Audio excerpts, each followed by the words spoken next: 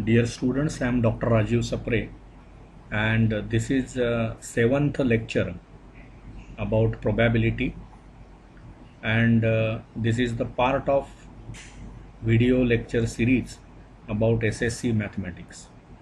In the previous lectures, we have discussed probability in details. Now you know how to calculate probability of an event. So in 1 minute we will revise what was done in previous parts, and then we will proceed. See, we know that there is something called say sample space. Something called sample space. Now what is this sample space? It is the set of all possible outcomes. Sample space is set of all possible outcomes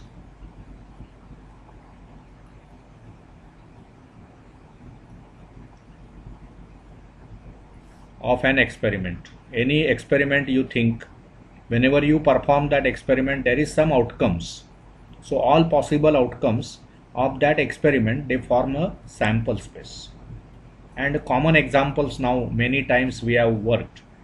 When you throw two coins, head, means one example I will say, two coins are tossed. When you say two coins are tossed, then what are the possible outcomes? In that case, the sample space is HH, then HT, TH, and TT. This is what we know. And after that we said event is subset of the sample space. Event is subset of sample space. Okay. So whenever you say A is an event, if A is event, if A is an event, then what? Then A is subset of S. It can be equal to also. And then probability of A, whenever I want to calculate, it is a fraction which is obtained by number of elements in A divided by number of elements in S. So as I told in the previous lecture also, any problem whenever you want to work on with about probability, first we have to write down the sample space. After that, consider what is the event, and then try to write down what are the favorable cases for that event from the sample space.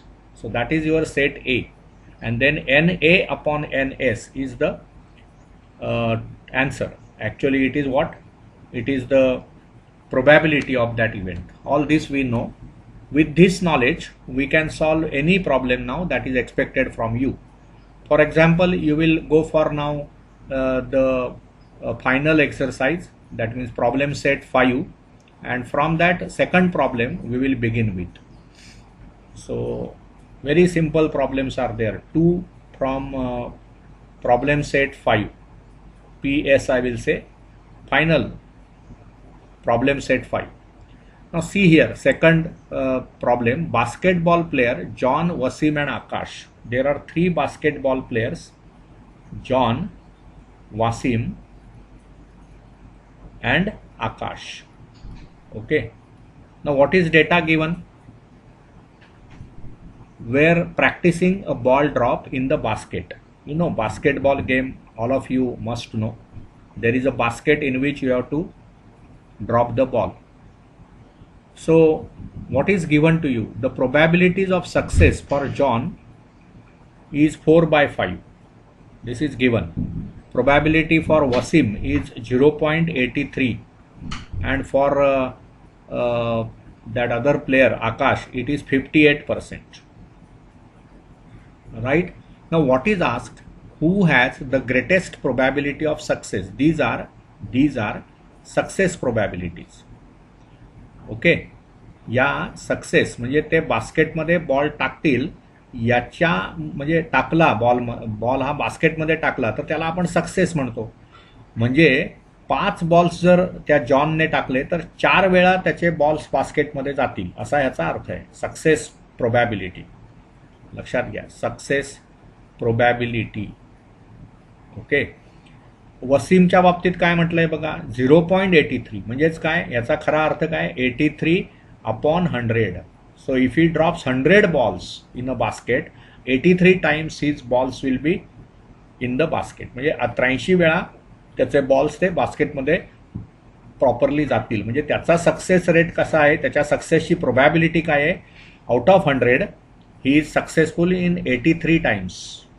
इथे काय झालं बघा, 4/5 याला जर मी 100 छेद केला तर मला इथे 20ने गुणावं लागेल, म्हणजे वर पण 20ने गुणावं लागेल, म्हणजे ते 80/100 होईल. हे 83/100 होईल आणि हे 58% दिलेलंच आहे, म्हणजे 100 मधले 58.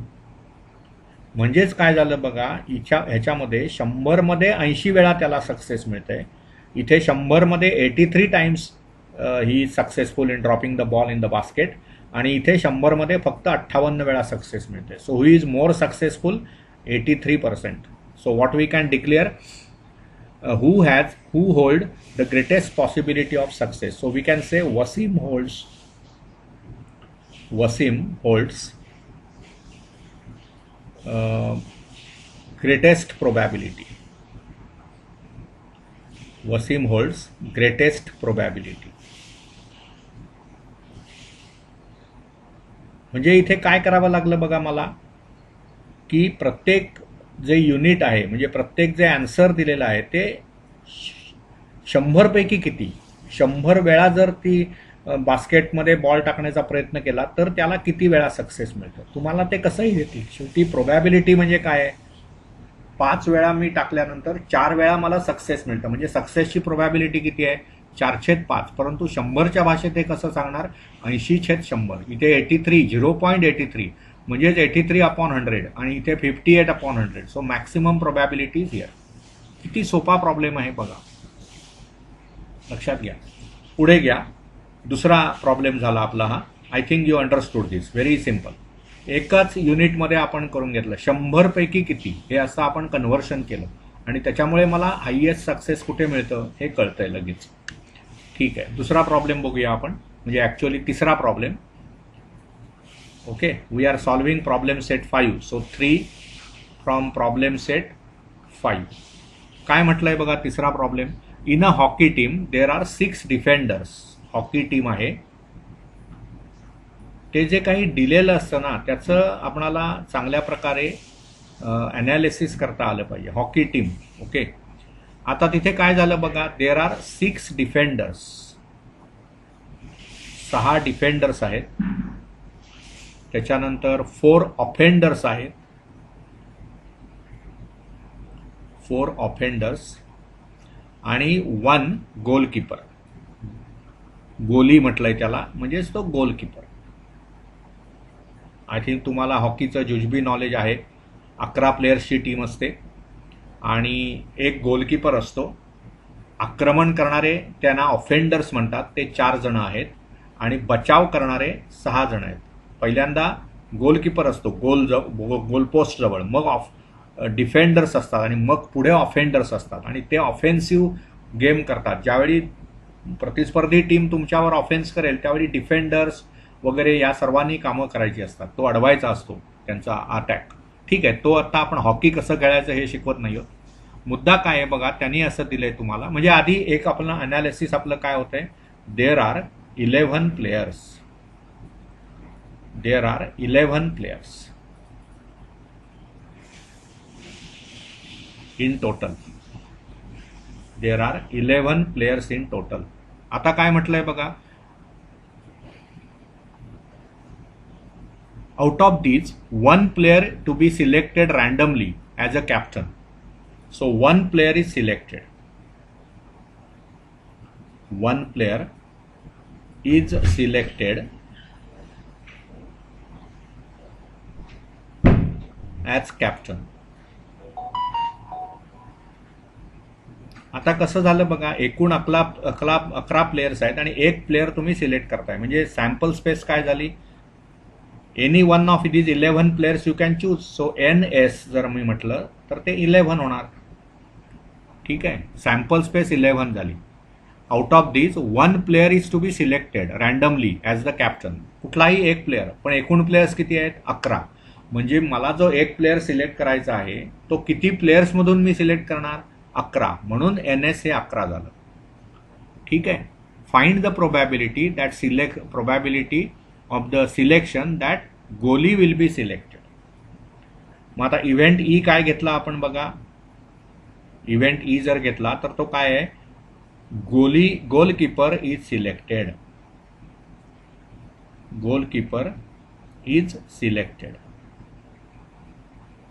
पण मग आता गोलकीपर्स किती आहेत तिथे त्या टीम मध्ये बघा. इथे एकच गोलकीपर.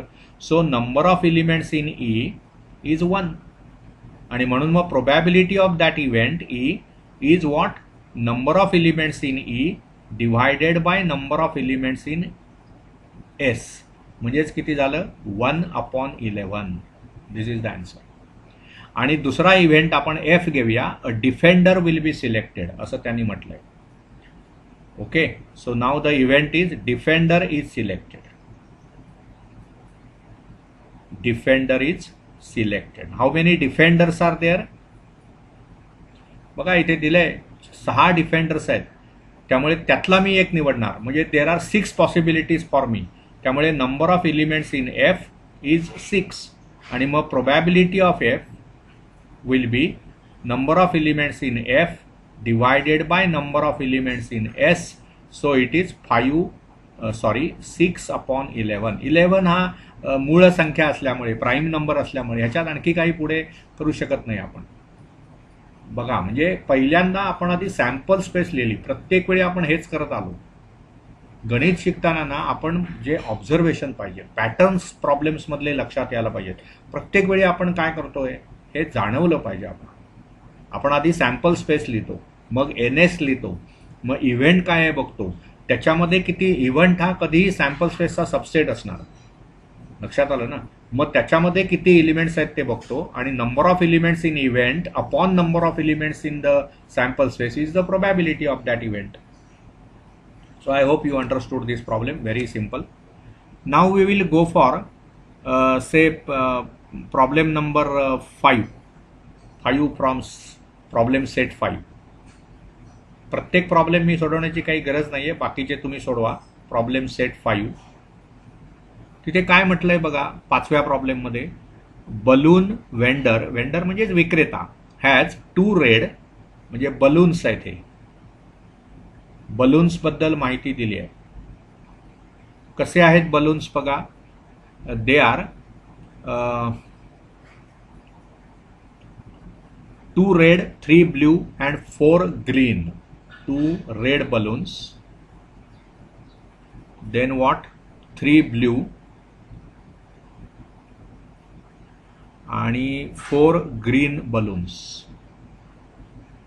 असं तुम्हाला दिलेलं आहे. हा डेटा दिलेला आहे. म्हणजे टोटल नंबर ऑफ बलून्स किती आहे बघा. टोटल बलून्स किती आहे. 2 आणि 3 5 आणि 4 9. 9 बलून्स आर देअर. ठीक आहे. पुढे काय म्हटलंय बघा. He wants to choose one of them at random. So 1 balloon, 1 can be chosen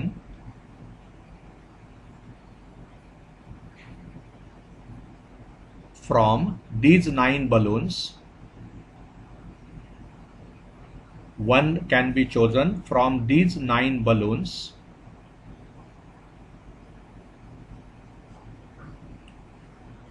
in 9 ways. So your sample space NS will be 9. कारण काय बघा. S हा सेट तुमचा काय होणार. समजा आपण हे जे 2 रेड बलून्स आहेत त्यांना आपण R1 R2 अशी नावं दिली. त्याच्यानंतर 3 ब्ल्यू बलून्स आहेत त्यांना आपण समजा B1 B2 B3 अशी नावं दिली. आणि ग्रीन बलून्स आहेत त्यांना आपण 4 आहेत ते, त्यामुळे G1 G2 G3 आणि G4 अशी नावं दिली. तर there are in all 9 balloons and so one of those balloons can be chosen at random in 9 different ways. त्यामुळे NS हे तुमचं 9 झालं. ठीक आहे. आता इव्हेंट्स काय आहेत बघा. पहिला इव्हेंट काय म्हटलाय. बलून इज रेड बघा. सो NS इज 9 हा मुद्दा आपल्याला महत्वाचा आहे. आता पहिला इव्हेंट समजा मी त्याला A म्हटलं तर तिथे काय म्हटलंय बघा. Red balloon is chosen.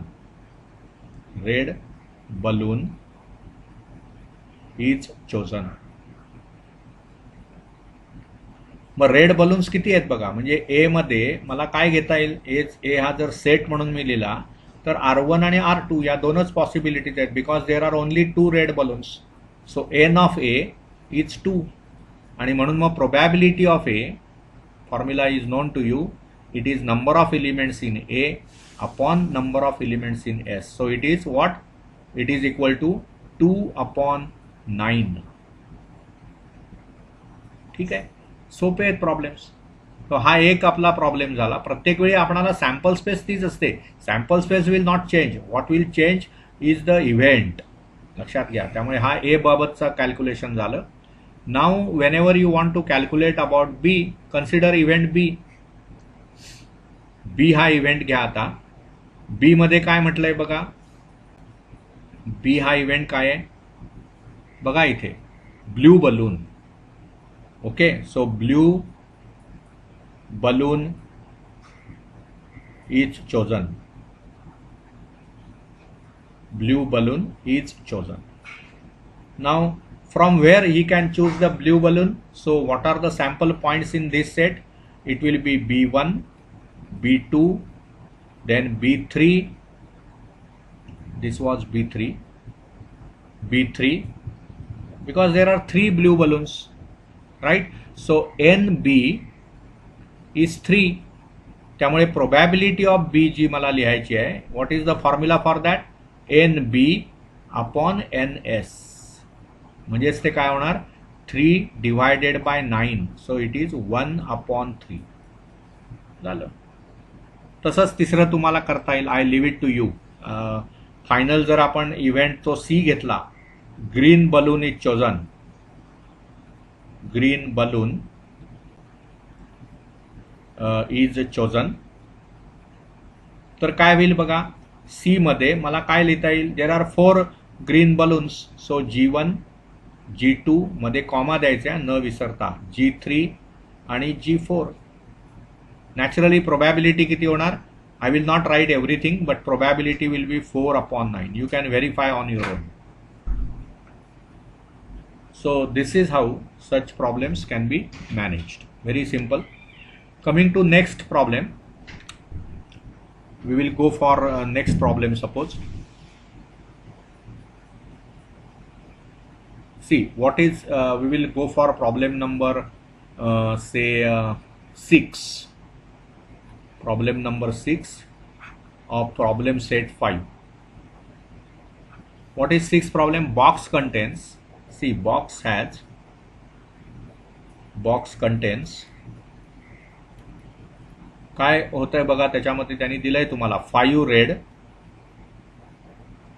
8 blue and 3 green pens. असा तो डेटा दिलेला आहे तुम्हाला. नंतर मग Rutuja wants to pick a pen at random. So Rutuja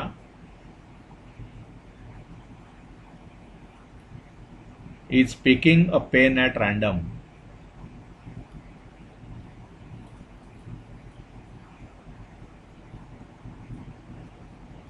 काय होणार बघा, आता कसं आहे, डेटा जो दिलेला आहे त्याच्यावरून तुमच्या लक्षात येईल की 5 रेड पेन्स, म्हणजे जर आपण आता सॅम्पल स्पेस लिहिली त्याची, तर 5 रेड पेन्स जे आहेत ती समजा मी अशी लिहिली, R1 etcetera up to R5. मग 8 ब्ल्यू पेन्स आहेत, बरोबर ना, म्हणजे ते blue 1, B1 etcetera up to B8 असं आपण लिहिलं. आणि शेवटी काय दिलंय बघा, 3 ग्रीन पेन्स, त्यामुळे ते G1 etcetera up to G3 असं होणार. 5 रेड प्लेन्स, 8 ब्ल्यू प्लेन्स आणि 3 ग्रीन पेन्स, म्हणजे एकूण किती झाली, ही 5 आणि ही 8 13 आणि ही 3 16. So number of sample points, number of elements in capital S is 16.